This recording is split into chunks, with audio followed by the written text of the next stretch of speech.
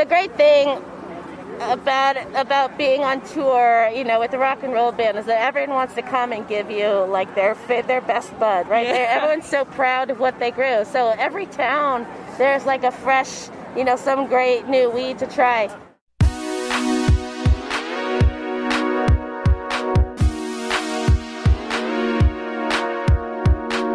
Hi everybody and welcome to Different Leaf, a show for new and experienced cannabis consumers. I'm Brit Smith. This episode, we're going on the road with the Grateful Dead.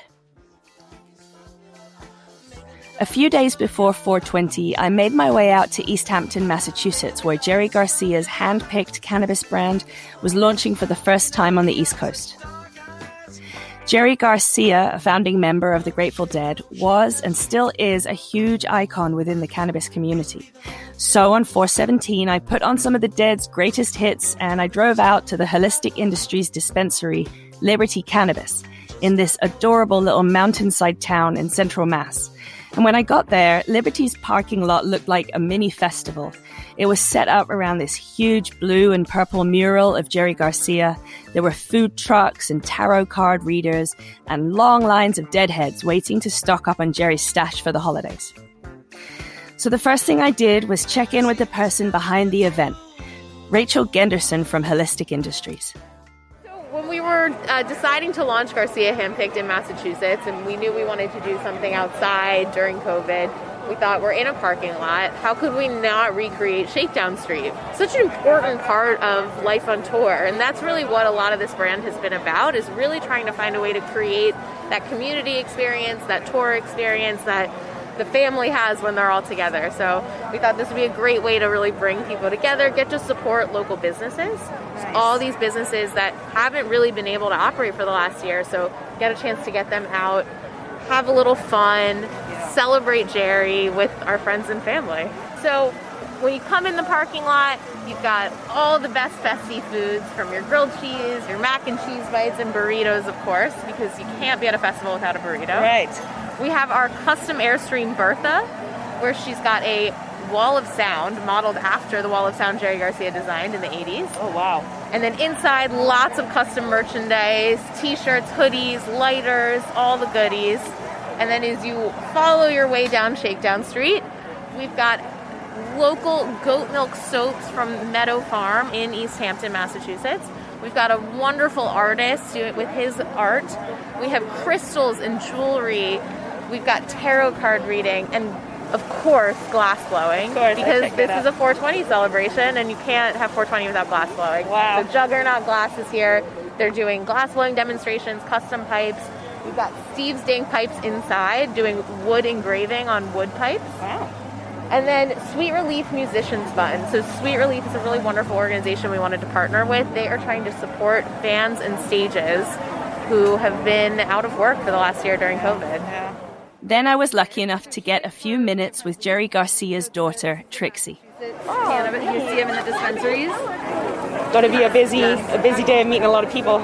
Well, yeah, it's been a while. This is the first, event since COVID, so we're trying it out. But I missed everybody. I feel you. This is my first in-person interview looking into somebody else's eyes in like a year, so this is really nice and very different. But can you tell me a little bit about what it took to get the Garcia Handpicked brand from start to finish? I know it was several years in the making. That's right. We have my father had a very loyal fan base, so it was super important that it not just be like a money grab celebrity brand. I wanted it to really be a way to continue creating the spaces and vibes that, I knew as a child growing up in the Grateful Dead scene. And today is kind of like that. It reminds me of being outside of one of the concerts. It took us like 8 years to find a partner. Yeah, and Holistic is a great company. We are super stoked to be partnering with them because they're family owned and family ran, and everybody is really loves the plants and is into the being in a workplace that is doing good in the world instead of just some corporate machine. So we found our perfect partners, and we're looking really long term at sharing what what the hippies on the West Coast have been knowing for a long time is that peace and love is the way to go, and smoke more weed. Right. I know that the East Coast Deadheads have been waiting for this one for a very long time. We don't even have any of the other big brands out here yet. We don't have Bob Marley's strain. We don't have Willie Nelson's strain, I don't think. Oh, wow. I didn't know that. So Garcia Handpicked is the first really big one coming to the East Coast, so we're incredibly excited about it here. Can you tell me what your father liked to smoke the most and what he liked to do when he was high?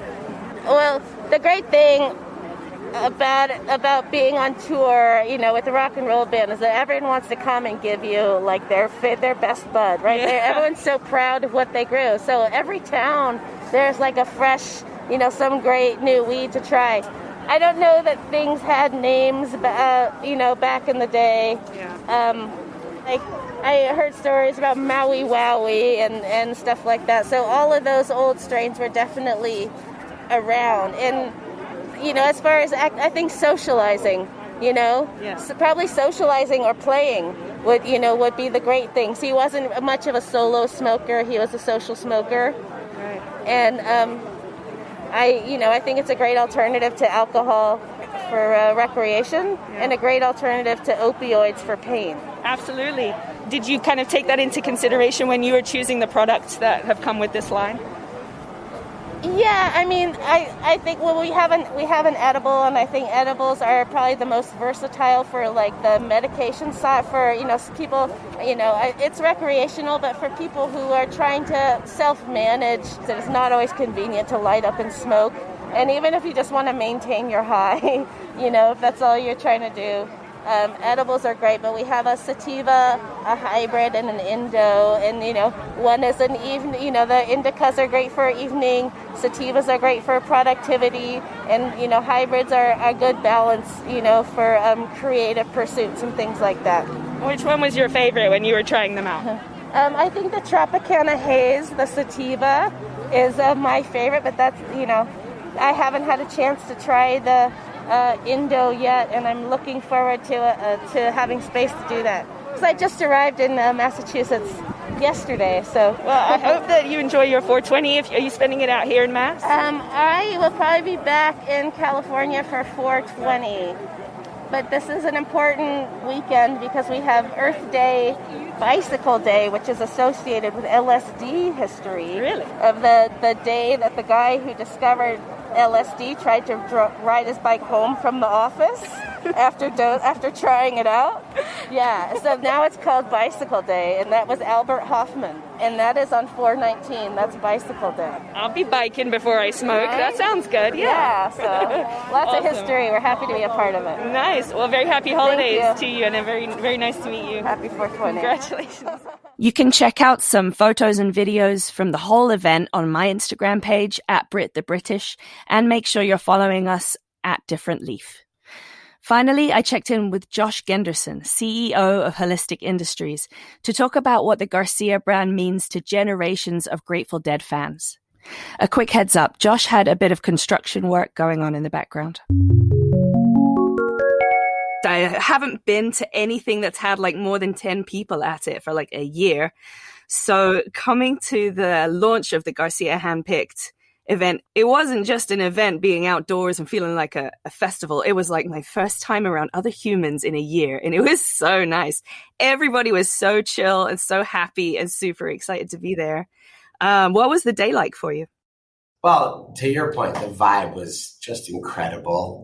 It would have been anyway. The following of the Grateful Dead and Jerry Garcia and the breadth and depth of his fan base, they just get excited. And we've spent so much time and effort, creating an authentic brand representing a person who is almost like a deity. And we've done that by working with his family and really, really making sure that what we're doing is reflecting, how they think he would have wanted it to be reflected. Mm-hmm. And so, to be able to sort of put that on top of sort of the COVID coming out day. And I talked to people that were driving up from New York or Connecticut, and they saw people, on the highway with Grateful Dead stickers or Jerry stickers, like they were headed to a festival. One of the things I love about the brand anyway is the Airstream.